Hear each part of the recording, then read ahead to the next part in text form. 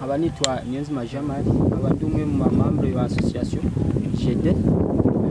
tukaba turi ngaha mu murima w'umuceri tariki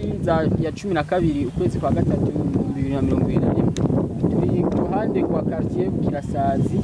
hepfo y'ibarabara mu murima w'umuceri no kuvuga uno musi tugeze ko kura